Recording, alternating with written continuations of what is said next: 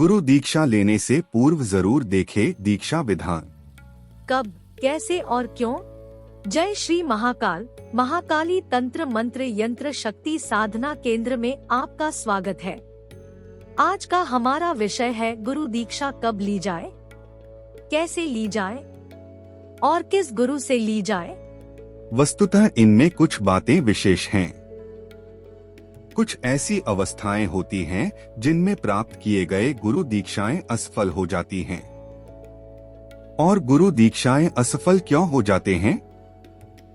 आज के समय आपने बहुत से लोगों से सुना होगा कि हमने गुरु दीक्षा लिया और गुरु दीक्षा लेने के बाद ऐसा नहीं हुआ, फिर हमने दोबारा गुरु दीक्षा लिया। विशेषकर तंत्र मार्ग में, यदि हम तंत्र मार्ग की बात करें तो यहाँ बार बार दीक्षाएं ली जाती है और एक भी बार दीक्षा सफल नहीं होती है। ऐसा क्यों?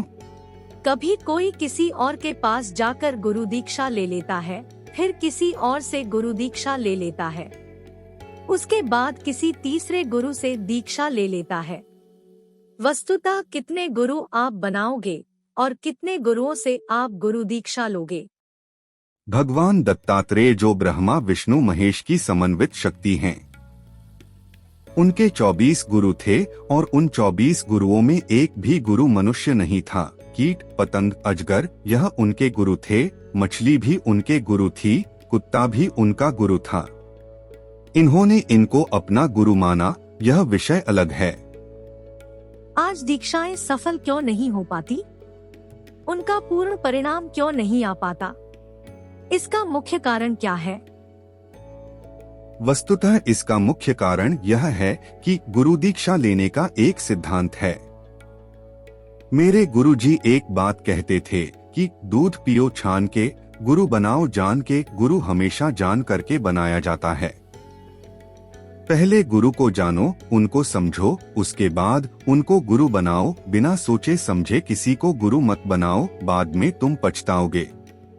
और दूसरी बात यह है कि जब आप गुरु बनाते हैं तो गुरु दीक्षा किसी भी दबाव में, अभाव में या प्रभाव में नहीं होनी चाहिए। उदाहरण के तौर पर मैं दबाव, अभाव और प्रभाव की बात क्यों कर रहा हूँ? किसी समय पर धर्मांतरण भारत में बहुत तेजों से हुआ था। मुगल काल की मैं बात कर रहा हूँ। तो वहाँ धर्मांतरण जबरदस्ती कराया गया था। एक आदमी को बाध्य कर देना कि आप अगर इस धर्म का पालन करोगे तो आपको मार दिया जाएगा, अन्यथा आप इस धर्म को चुन लो। तो यह पहली बात हुई दबाव। गुरु दीक्षा इस तरह के दबाव में नहीं हो सकती। किसी भी प्रकार का दबाव आपके ऊपर देकर के आपको दीक्षित नहीं करवाया जा सकता। यदि करवाया जाएगा तो वह दीक्षा असफल ही होगी। दूसरी बात, अभाव। आप कर्ज के दलदल में डूबे पड़े हैं और कर्ज के दलदल से निकलने के लिए आपको एक मार्ग चाहिए। उसे मार्ग को चुनने के लिए अपने गुरु चुन लिया कि गुरुजी मुझे कर्ज के दलदल से निकाल दीजिए। अगर आप कर्ज के दलदल से नहीं निकाल पाए तो आप उसे गुरु को छोड़ देंगे। ऐसा ही है ना? और होता ऐसा ही है। सामान्यतः होता है ऐसा ही है कि जब हम उस कर्ज के दलदल से नहीं निकाल पाते तो हम अपने गुरु को बदल देते हैं। ठीक है, तो यह हो गया आपका अभाव। आपकी प्रेमिका आपको छोड़कर के चली गई, उसके लिए वशीकरण करने के लिए आप एक गुरु के सानिध्य में गए जो आपको मोहिनी विद्या सिद्ध करा दे, जिसके माध्यम से आप अपनी प्रेमिका का वशीकरण कर ले। तो यह क्या है?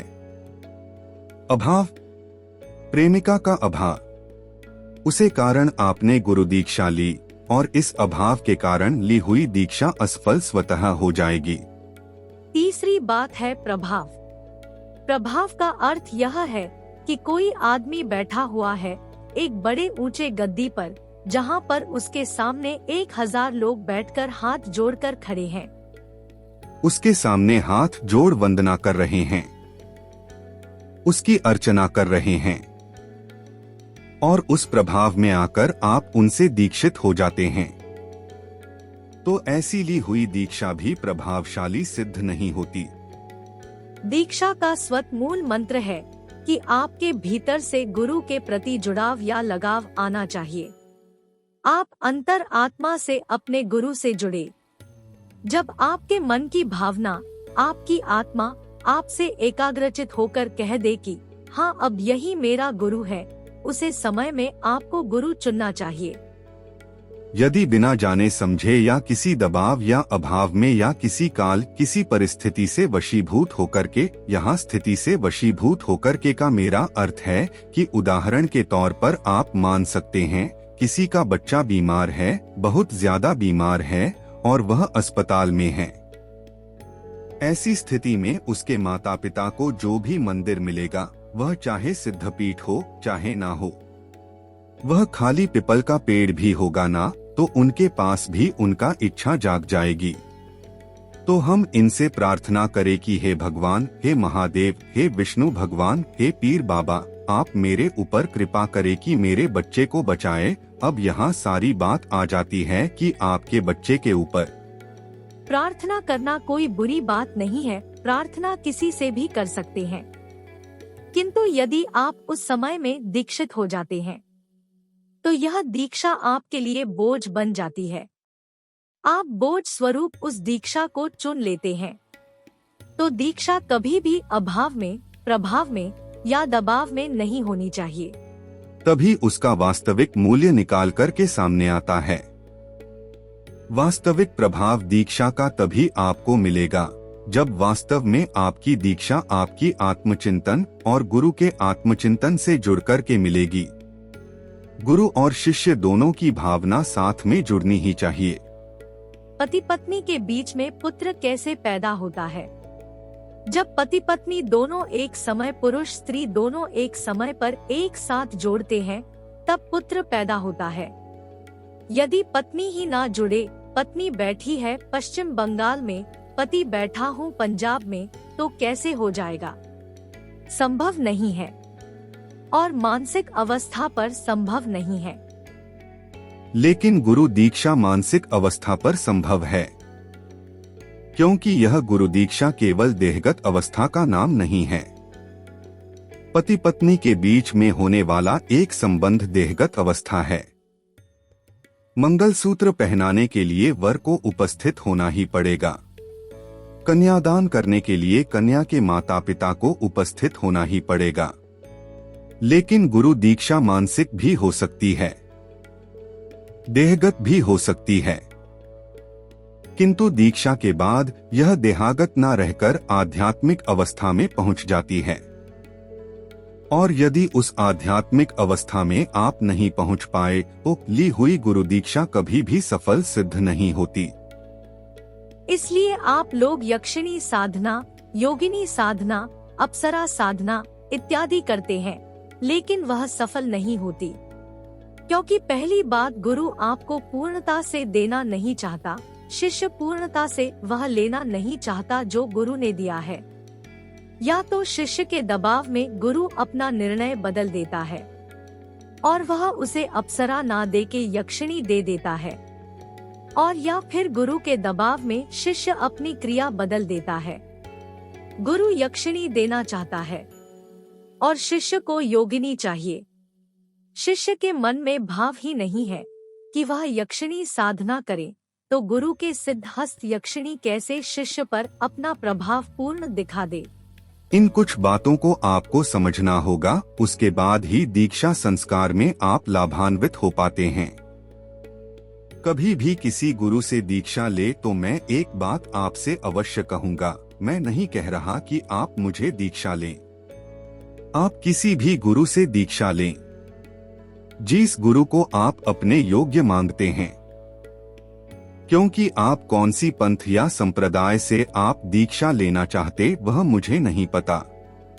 वामाचार, दक्षिणाचार, कौलाचार या कोई शाक्त संप्रदाय में जा रहे हो मुझे नहीं पता। मैं अगर अपने टेलीग्राम पर लेख लिखता हूँ तो मेरी लेख कौन कौन पढ़ रहा यह मुझे नहीं पता। लेकिन मेरा काम यह है कि इस लेख को देखने और पढ़ने तक आपकी जो स्थिति है वहां तक मैं आपको सही निर्देशन दूं। तो सही निर्देशन यह होता है कि गुरु दीक्षा कभी भी दबाव, अभाव या प्रभाव में नहीं होनी चाहिए। यदि यह होती है तो ऐसी दीक्षा कभी भी सफल नहीं होती। एक दूसरे पहलू पर चिंतन करते हैं। दीक्षा देने के बाद यदि आप और गुरु के बीच में कुछ प्रकार का मतभेद होता है, यदि किसी प्रकार से आप गुरु की शक्तियों से पृथक होते हैं, या मानसिक तौर पर यदि अपने गुरु को स्पष्ट रूप से कहा भी नहीं लेकिन मानसिक तौर पर आप उनसे काटना चालू कर देते हैं, तो कहीं ना कहीं उसी क्रम में आपकी शक्तियां घटनी चालू हो जाती हैं। गुरु दीक्षा लेने के बाद उसी क्रम में आपको गुरु के साथ श्रद्धा से जुड़ना होता है। यह बात किसी अखाड़े के गुरु की नहीं है, यह बात किसी एक अन्य गुरुओं की नहीं। यह बात सिर्फ दो गुरुओं के संदर्भ में मैं कर रहा हूँ। एक सद्गुरु, दूसरा तंत्र गुरु, क्योंकि तंत्र गुरु में तंत्र अध्यात्म का एक हिस्सा है। जहाँ तंत्र सद्गुरु से एक नीचे की कड़ी पारमेष्ठी गुरु आप कह सकते हो, तो पारमेष्ठी गुरु को पाने की एक क्रिया है। आप अपने परमेष्ठी गुरु, अपने सद्गुरु, अपने परात्पर गुरु, इन तीन गुरुओं के साथ कभी भी द्रोह नहीं कर सकते। दीक्षा हो जाने के उपरांत या तो आप दीक्षा ही मत लो, फिर तो कोई दिक्कत नहीं है। फिर तो आपके लिए दुनिया का हर एक आदमी सामान्य आदमी है, जिसने आपको कुछ सिखाया। सिखाने वाला आपका शिक्षक हो सकता है, वह आचार्य हो सकता है, जिसे आप टीचर कहते हो। मैं अपने टीचर के कहने पर अपनी जान दे दूं ऐसा नहीं है, लेकिन मेरे सद्गुरु मेरी जान ले लेंगे तो उसके बाद भी मुझे मुक्ति ही प्राप्ति होगी। अगर मेरे सद्गुरु, मेरे पारमेष्ठी गुरु ने मुझे यह जो क्रिया बताए हैं कि मैं भगवान शिव और माँ काली की उपासना करूं, उन्हें करना ही मेरा कर्तव्य है। उनकी हर एक आज्ञा का पालन करना ही मेरा कर्तव्य है। सिर्फ गुरु पूर्णिमा में कुछ फूल, फल, मिठाई इत्यादि ले जाकर तमाशा कर देने से गुरु पूर्णिमा नहीं बन जाती। गुरु पूर्णिमा का वास्तविक चिंतन शिष्य के मन में आना चाहिए और गुरु के मन में आना चाहिए। यदि शिष्य गुरु पूर्णिमा के अवसर पर अपने गुरु से एकाग्र नहीं हो पाया, और यह बात सिर्फ एक गुरु पूर्णिमा के संदर्भ में नहीं है, किसी भी दिन यदि शिष्य अपने गुरु से एकाकार होना ही नहीं चाहता, उसे प्रथम यही लग रहा है कि मैं अपने गुरु से अधिक श्रेष्ठ हूँ, तो फिर गुरु दीक्षा का कोई मतलब नहीं बनता। गुरु से प्राप्त की हुई सभी शिक्षा फेल हो जाते हैं।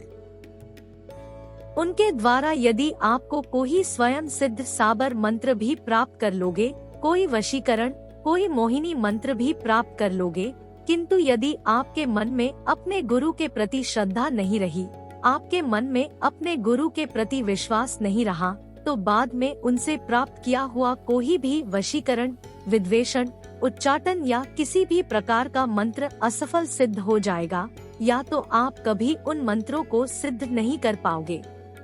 तो मैं चाहता हूँ कि आप लोग इन कुछ बातों को अच्छे से समझे, ताकि अपने आध्यात्मिक जीवन में आपको ऐसी गलती ना करे जिसके लिए आपको पछताना पड़े। गुरु शिष्य का संबंध अत्यंत विशिष्ट संबंध है, जिसे कभी तोड़ा नहीं जा सकता। और दीक्षा आप किस संदर्भ में ले रहे हैं, या तो प्रथम आप अपने गुरु से निश्चित करें कि मैं जिन्नात पाने के लिए आपके पास आ रहा हूँ। यदि मुझे जिन्नात मिला तो आप मेरे गुरु हैं, रहेंगे, अन्यथा नहीं मिला तो हमारी आपकी राम राम। यदि मुझे यक्षिणी मिली तो ठीक है, यदि यक्षिणी नहीं मिली तो हमारी आपकी राम राम। यदि मेरा 80 लाख का कर्ज उतर गया तो ठीक है, नहीं उतरा तो आप मेरे गुरु नहीं। प्रथम यह कॉन्सेप्ट क्लियर होना चाहिए, आपके मन में भी और आपके गुरु के मन में भी। अधूरी बातें रखकर के प्राप्त की हुई दीक्षा का आप चाहेंगे कि आप उससे कुछ प्राप्त कर ले, तो आप कभी नहीं पर प्राप्त कर पाएंगे। आपका समय बर्बाद ही हो। आशा करता हूँ आप मेरी बात को समझेंगे। जय महाकाल, जय मां आदि शक्ति।